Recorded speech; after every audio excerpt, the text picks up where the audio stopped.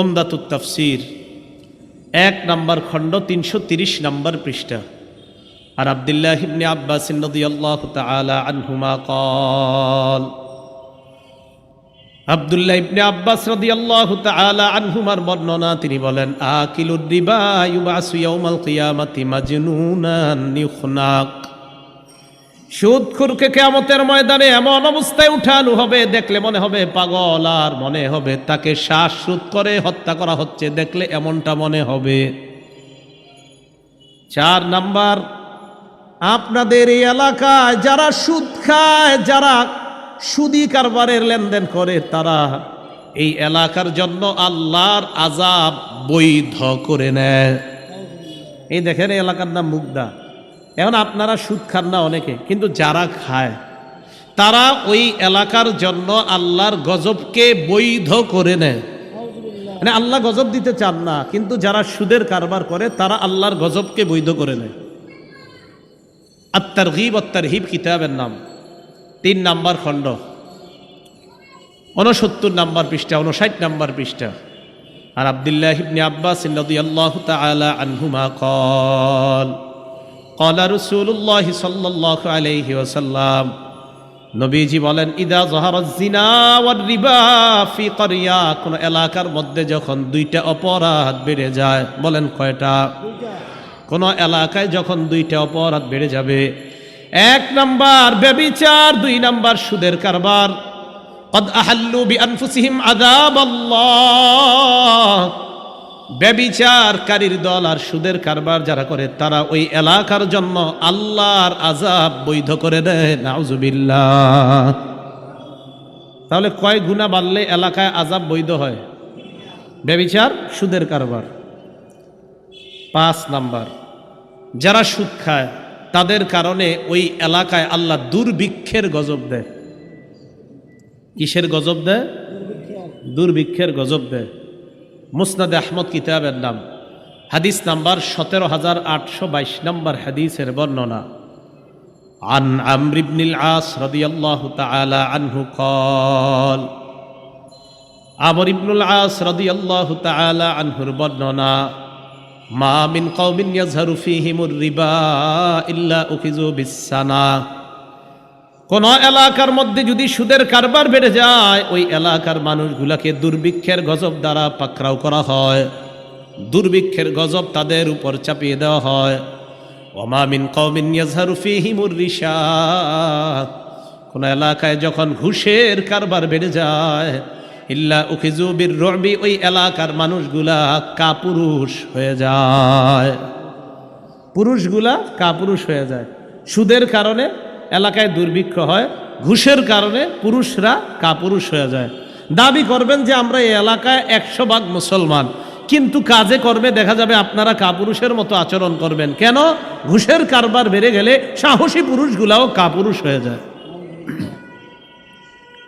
6 number, যারা সুদ খায় তারা পেটে সাপ ঢুকায়। কি ঢুকায়?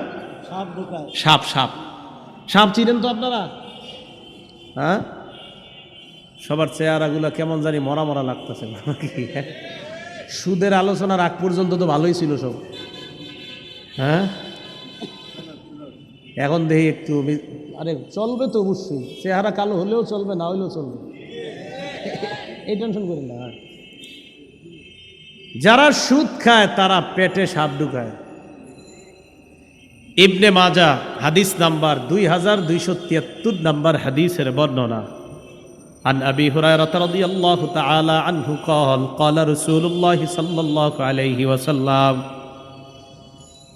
আবু হুরায়রা রাদিয়াল্লাহু তাআলা আনহুর বর্ণনা, আল্লাহ নবী বলেন, আতাইতু লাইলাতান উসরিয়া বি আলা কওমিন, আমি মেরাজে যখন গেলাম, এমন একদল মানুষের পাশ দিয়ে গেলাম, যে মানুষগুলার দিকে তাকায় দেখলাম, বুতুনুহুম কাল বুয়ুত, তাদের পেটগুলা বিশাল বড় বাড়ির মতো। পেট কিসের মতো? বাড়ি। ফিহা আল হাইয়াত তুরাবিন খারিজি বুতুনিহিম, আল্লাহ নবী কয়, বাহির থেকে তাকায় দেখি তাদের পেটের মধ্যে বিশাল বড় বড় সাপ দৌড়ায়। বাহির থেকে সাপ দেখা যাইতেছে, সাপ দৌড়ায়। ফাকুলতু মান হাউলাই ইয়া জিবরিল, আমি প্রশ্ন করলাম জিবরিল এরা কারা? জিবরিল জবাব দেয় হাউলাই আকালাতুর রিবা ইয়া রাসূলুল্লাহ, হুজুর এরা হলো সুদখোরের দল। নাউজুবিল্লাহ। সুদ খাওয়া মানে পেটে সাপ ঢুকানো। ভাই এই অপরাধটা কইরেন না, এতে আপনার দুনিয়াও বরবাদ হয়ে যাচ্ছে, আখেরাতও বরবাদ। আপনি কার জন্য সুদ খান? আপনি এই হারামটা কার জন্য নিচ্ছেন? আপনার ছেলে মেয়ে বিবির জন্যই তো। আগের জামানায় মানুষ মারা গেলে মানুষকে মনে রাখতো, কিছুদিন মোটামুটি মনে রাখতো। এই যুগে মারা গেলে কিন্তু আজকে মারা গেছেন না, কালকে সকাল থেকে আপনার ছেলে আপনারে মনে রাখবে না, ওর মতো ওর মোবাইল টোবাইল নিয়ে ব্যস্ত হয়ে যাবে, আপনারে মনে রাখবে না। আপনি কার জন্য সুদ খাইতেছেন? আপনি বিশ্বাস করেন না, আপনি মারা যাওয়ার সাথে সাথে দুনিয়া ওর ঠিক মতো চলবে, আপনি চলে গেলেন, আপনার খোঁজও নিবে না। আপনি মারা গেছেন, শেষ, আপনি মাটির নিচে। 1 বছর পরে মুগ্ধা পুরা এলাকাও ভুলে যাবে আপনি যে এলাকার কেউ ছিলেন। তা আপনি কার জন্য এটা করতেছেন? এই হারামে আপনি হাত দিয়েন না। যারা ছেলে মেয়ে আছেন আপনারা আপনার বাবাকে বলেন, আব্বা বছরে 12টা শার্ট পাঞ্জাবি গেঞ্জি দেওয়া দরকার নাই, হালাল টাকায় পারেন আমাকে সামান্য কিছু দিয়েন, হারাম আমার পিছনে আপনি খরচ করেন না। মা বোন মেয়েরা যারা আছেন আপনি আপনার বাবাকে বলেন, স্ত্রী যারা আছেন আপনার স্বামীকে বলেন, তুমি আমার জন্য হালাল টাকায় যা পারো আমাকে খাওয়াবা, পরাবা, সামান্য হারাম আমার পিছনে খরচ করবা না। আমি আশাবাদী কোনো বিবি তার স্বামীকে যদি এটা বলে, কোনো ছেলে আর মেয়ে যদি তার বাবাকে এটা বলে, আমি আশাবাদী ইনশাআল্লাহ ওই বাবা ওই স্বামী সুদের কারবার থেকে ফিরে আসবে। কেন? কারণ তিনি তো সুদের কারবারের টাকা বাড়াচ্ছে তাদের জন্য। তো এই গেল 6 নাম্বার। 7 নাম্বার, যারা সুদ খায় তারা আপন মাকে বিয়ে করে। আপন মায়ের সাথে বিয়ে কি জায়েজ? হারাম না? হারাম, জিনা, ব্যভিচার। ইবনে মাজাহ 2274 এবং 2275 নম্বর হাদিসের বর্ণনা, আর রিবা সাবউনা হুবা, সুদের গুনাহের শাখা হলো 70টা। বলেন সুদের গুনাহের শাখা কয়টা? আইসারুহা আইয়ান কিহার রাজুলু উম্মা, সবচাইতে নিম্ন শাখা হলো আপন মাকে বিয়ে করা। আমি মাঝে মাঝে চিন্তা করি 70টা শাখার মধ্যে যদি সবচাইতে নিম্ন শাখা হয় আপন মাকে বিয়ে করা, বাকি 69টা না জানি আরো কঠিন। এটা যদি নিম্ন হয় তো বাকি 69টার কি অবস্থা হবে? এই গেল 7 নাম্বার। 8 নাম্বার, সুদ খাওয়া মানে আপনার দুনিয়া নষ্ট হওয়া, আখিরাত নষ্ট হওয়া। সহিহ বুখারীর বর্ণনা, 2766 নম্বর হাদিসের বর্ণনা, ক্বালা রাসূলুল্লাহ সাল্লাল্লাহু আলাইহি ওয়াসাল্লাম, নবীজি বলেন, ইজতানিবুস সাবআল মুবিকাত, আল্লাহ নবী বলেন তোমরা 7টা ধ্বংসকারী অপরাধ থেকে বাঁচো। বলেন আমাদেরকে ধ্বংস করে কয়টা অপরাধ? 1 নাম্বার শিরকু বিল্লাহ, আল্লাহর সাথে শিরিক করা। এটা আমাদের দুনিয়া নষ্ট করে দেয়, আখিরাত নষ্ট করে দেয়। আল্লাহর সাথে কি করা? এই জোরে বলেন তো, আল্লাহর সাথে শিরিক করা যাবে না। আমাদের অবস্থা কি জানেন? আমার নাম আব্দুর রহমান, আব্বার নাম আব্দুর রহিম, মার নাম রহিমা, জামিলা, কুলসুমা। তা আমি মনে করি আমি তো মুসলমান, আমার বাপ মুসলমান, মা মুসলমান, অথচ আমি পীরের পায়ে সেজদা দেই। আমি যদি মাজারে সেজদা দেই, আমার নাম মুসলমান হলেও আমার পরিচয় হবে মুশরিক। সেজদা কাকে দিতে হবে? আল্লাহকে দিতে হবে। তো যেই অপরাধ আমাদেরকে ধ্বংস করে দেয়, 1 নাম্বার শিরিক করা, 2 নাম্বার সিহরু জাদু করা, 3 নাম্বার অকতুন নাফসিল্লাতি হারামাল্লাহু ইল্লা বিল হক, অন্যায়ভাবে কাউকে হত্যা করা, 4 নাম্বার আকলুর রিবা, সুদ খাওয়া, 5 নাম্বার আকলু মালিল ইয়াতীম, এতিমের সম্পদ অন্যায়ভাবে ভক্ষণ করা, 6 নাম্বার তাওয়াল্লি ইয়াউমাজ জাহফি, জিহাদের ময়দান থেকে পলায়ন করা, 7 নাম্বার অকসফুল মুহসানাতিল মুমিনাতিল গাফিলাত, সতী সাদী সহজ সরল কোনো মুমিন নারীর উপর মিথ্যা অপবাদ দেওয়া। এই 7টা অপরাধ আমাদের জীবনটা নষ্ট করে দেয়, আখিরাত বরবাদ করে দেয়। 7-এর মধ্যে একটা হলো সুদ খাওয়া। সুদ যারা খাবে দুনিয়ার পরিবারটাও নষ্ট হবে, আখিরাত তো নিজের বরবাদ হবে, পেটে সাপ ঢুকাবে, আরও কত ধরনের আযাব আছে। আল্লাহ আমাদের এই পুরা সমাজকে এই ভয়ঙ্কর অপরাধ থেকে বেঁচে থাকার তৌফিক দান করেন। 9 নাম্বার, সুদ খাওয়া অবস্থায় যার মরণ হয়, আল্লাহর কাছে দোয়া করি, আল্লাহ কোনো মুসলমান যেন সুদ খাওয়া অবস্থা, তার সুদি কারবারে লেনদেন আছে, এই অবস্থায় যেন কারো মরণ না হয়। আল্লাহ যেন ফিরিয়ে আনে, সবাই বলেন আমিন। আল্লাহ যেন ফিরিয়ে আনে, বলেন আমিন। আল্লাহ না করেন যদি সুদের সাথে লেনদেন অবস্থায় মারা যায়, তাকে কবর দিয়ে আসার পর সে একটা নদীর মধ্যে সাঁতার কাটা শুরু করবে, ওই নদীটার মধ্যে রক্ত থাকবে, এই রক্তের নদীতে সাঁতার কাটতে কাটতে বারবার কিনারায় উঠতে চাবে, বারবার কিনারা থেকে তাকে আঘাত করা হবে, আবার নদীর মাঝখানে আসবে, এভাবে চলতেই থাকবে, কোনোদিনও নদীর কিনারায় সে বুঝতে পারবে না। দলিল সহিহ বুখারী 2085 নম্বর হাদিসের বর্ণনা। আন সামুরাত ইবনে জুনদুব রাদিয়াল্লাহু তাআলা আনহু قال قال رسول الله صلى الله عليه وسلم। সামুরা ইবনে জুনদুব রাদিয়াল্লাহু তাআলা আনহু বলেন, ফজরের নামাজের পর আল্লাহ নবী আমাদেরকে একদিন একটা রাতের ঘটনা শোনাইলেন। নবীজি বললেন, রাআইতুল লাইলাতা রাজুলাইন আতায়ান, আমি দুই ব্যক্তিকে দেখলাম আমার কাছে আসছে। ফাখরাজানি ইলা আরদিন মুকদ্দাসা, আমাকে একটা পবিত্র জমিনের কাছে নিয়ে যায়। পবিত্র ভূমির কাছে যাওয়ার পর নবীজি বলেন, আমরা তিনজন চলতে লাগলাম। ফানতালাকনা হাত্তা আতাইনা আলা নাহরিম মিন দাম, চলতে চলতে একটা নদীর কাছে গেলাম, ওই নদীর মধ্যে তাকিয়ে দেখলাম নদীর মধ্যে রক্ত আর রক্ত। আমাদের দেশে নদীতে কি আছে? পানি আছে। নবীজি বলেন, ওই নদীর মধ্যে আমি দেখলাম রক্ত আর রক্ত। হঠাৎ আমি দেখলাম নদীর মাঝখানে এক ব্যক্তি দাঁড়িয়ে আছে, ফিহি রাজুলুন কাইম, এটা নদী মনে করেন, মাঝে এক ব্যক্তি। ওয়ালা ওয়াসতিন নাহরি রাজুলুন বাইনা ইয়াদাইহি হিজারা, নদীর কিনারায় আরেকজন, তার সামনে পাথর আর পাথর।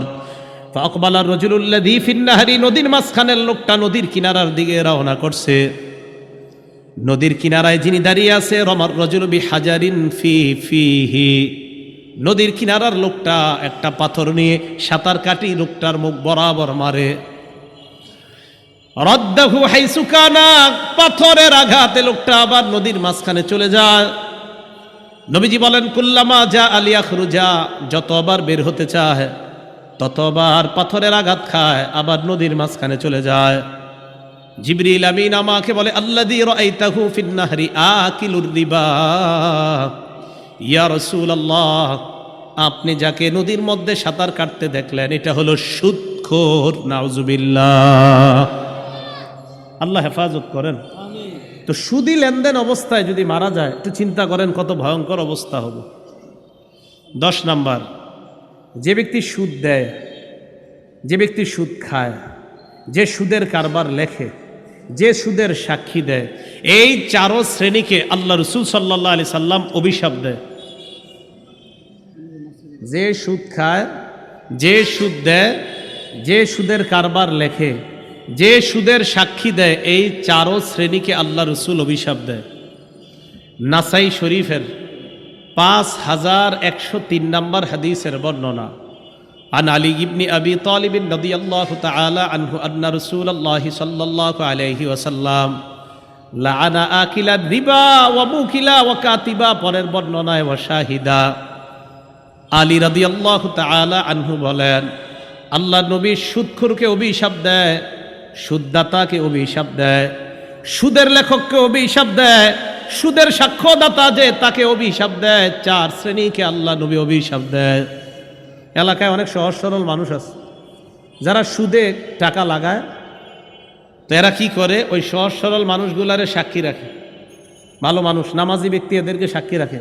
প্রিয় নামাজি ভাইয়েরা শোনেন, সুদের সাক্ষীও দিবেন না, সুদের সাক্ষী যদি দেন তাও নবী আপনার অভিশাপ দিবে। এই জন্য সুদের লেখা, সুদের সাক্ষীদাতা, আপনি দেখেন আপনি একজন নামাজি ব্যক্তি, সুদের সাক্ষী আপনি দিলেন, খাইলেনও না, ধরলেনও না, ফাও ফাও নবীর অভিশাপের তলে কেন পড়বেন? এজন্য সুদের সাক্ষী দিবেন না, সুদের লেখাও লিখবেন না, সুদ খাবেন না, সুদ দিবেন না। এই 4 শ্রেণীর অন্তর্ভুক্ত হওয়া থেকে আল্লাহ আমাদেরকে হেফাজত করেন।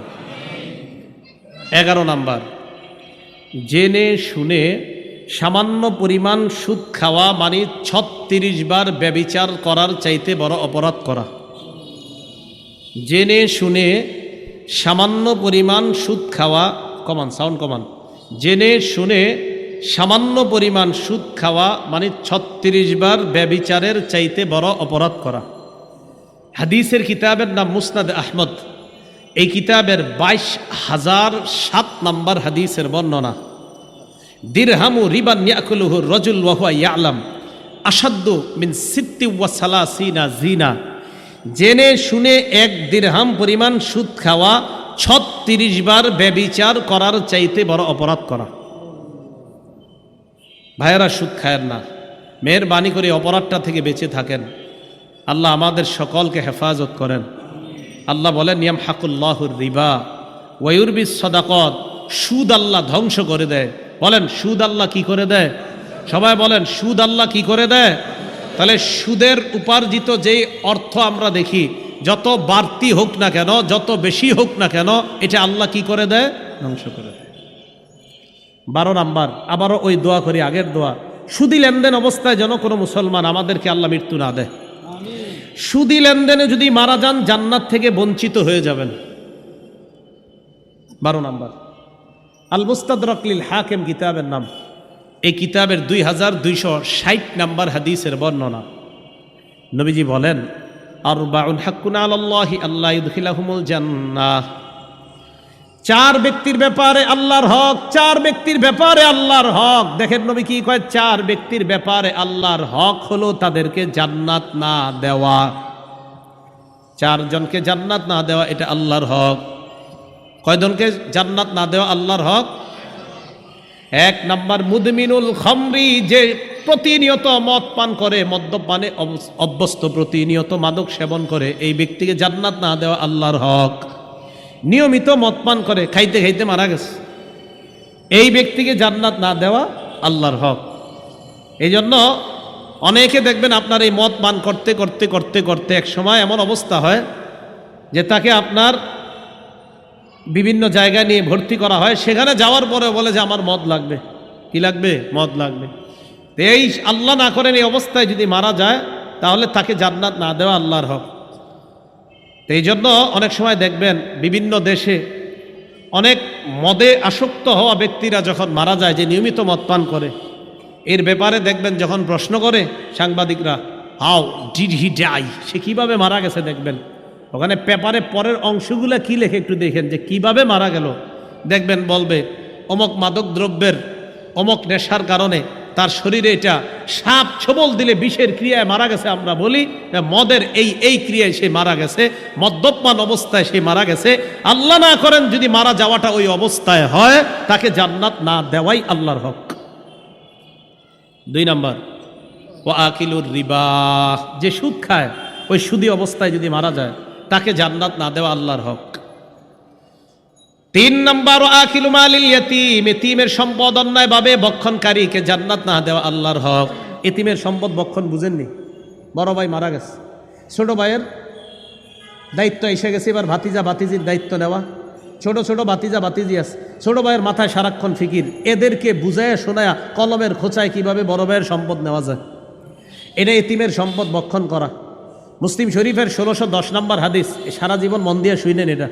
রসুল সাল্লাল্লাহু আলাইহি সাল্লাম বলেন, মানিকতাত আশিবরাম মিনাল আরদ জুলমা, কেউ যদি কারো ১ বিঘত সম্পদ জোর দখল করে নেয়। কয় বিঘত? ১ কাঠা না, ১ কাঠা না, ১ বিঘত। বলেন কতটুক? ১ বিঘত, মাত্র ১ বিঘত সম্পদ যদি কেউ কারো সম্পদ জোর দখল করে নেয়, তাওয়াকাহুল্লাহু ইয়াহা ইয়াউমাল কিয়ামাতি মিন সাবঈ আরদিনা, কিয়ামতের ময়দানে আল্লাহ তার গলার মধ্যে ৭ স্তরের জমিন ঝুলাইয়া দিবে। একটু চিন্তা করে দেখেন তো, এই জমিন কি কারো গলায় ঝুলাইতে পারবো আমরা দুনিয়াতে? একটু ভাবেন, ৭ স্তরের জমিন যদি কারো গলায় ঝুলায়, ওরে দেখা যাবে কেমন?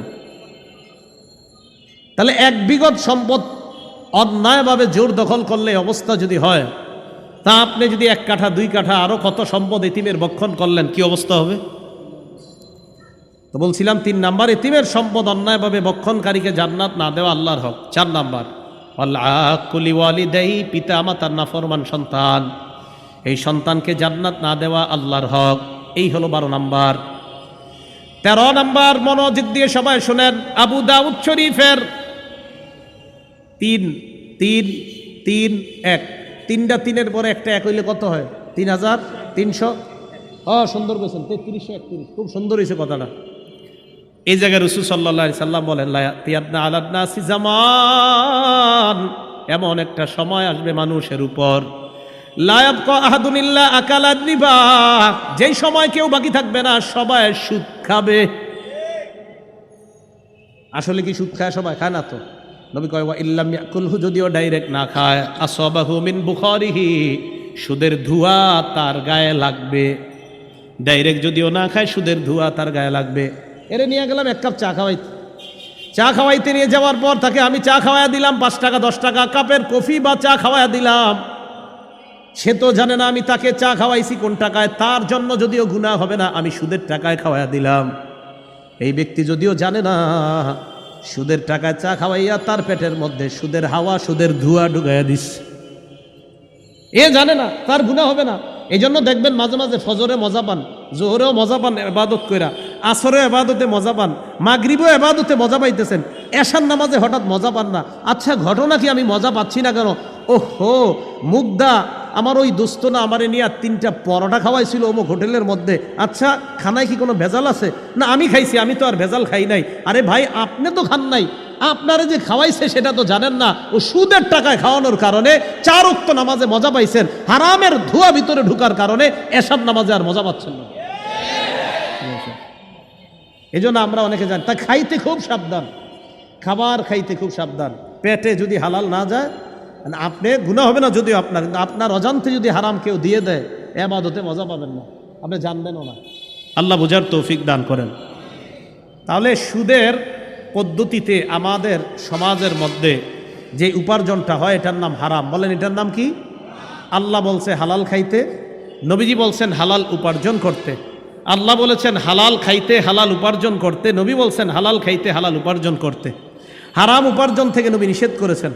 হারামের মধ্যে ভয়ঙ্করতম একটা পদ্ধতির নাম সুদি পদ্ধতি। এই পদ্ধতিতে যারা উপার্জন করি, 13টা ভয়াবহ অবস্থা। খুব সংক্ষেপে আবার নতুন করে যারা আসছি মনে রাখি। 1 নাম্বার, যারা সুদ খায়, আল্লাহ রসুলের পক্ষ থেকে তাদের জন্য যুদ্ধের ঘোষণা, সূরা বাকারা 278 279 নাম্বার আয়াত। 2 নাম্বার, যারা সুদ খায় কিয়ামতের ময়দানে পাগল অবস্থায় উঠবে, সূরা বাকারা 275 নাম্বার আয়াত। 3 নাম্বার, যারা সুদ খায় কিয়ামতের ময়দানে তাদেরকে শ্বাসরোধ করা অবস্থায় হত্যা করা হচ্ছে এমন অবস্থায় উঠবে, উমদাতুত তাফসীর 1 নাম্বার খণ্ড 330 নাম্বার পৃষ্ঠা। 4 নাম্বার, যারা সুদ খায় তারা এলাকার জন্য আযাব বৈধ করে নেয়, আত-তারগীব ওয়াত-তারহীব 3 নাম্বার খণ্ড 69 নাম্বার পৃষ্ঠা। 5 নাম্বার, যারা সুদ খায় তাদের কারণে এলাকায় দুর্ভিক্ষ আসে, মুসনাদে আহমদ 17822 নাম্বার হাদিস। 6 নাম্বার, যারা সুদ খায় তারা পেটে সাপ ঢুকায়, ইবনে মাজাহ 2273 নাম্বার হাদিস।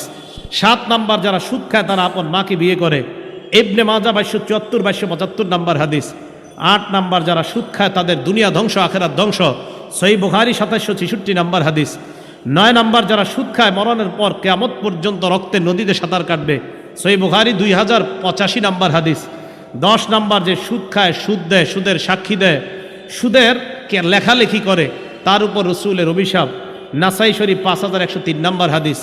11 নাম্বার, জেনে শুনে সামান্য পরিমাণ সুদ খাওয়া, 36 বার ব্যভিচারের চেয়ে বড় অপরাধ করা, মুসনাদে আহমদ 22007 নাম্বার হাদিস।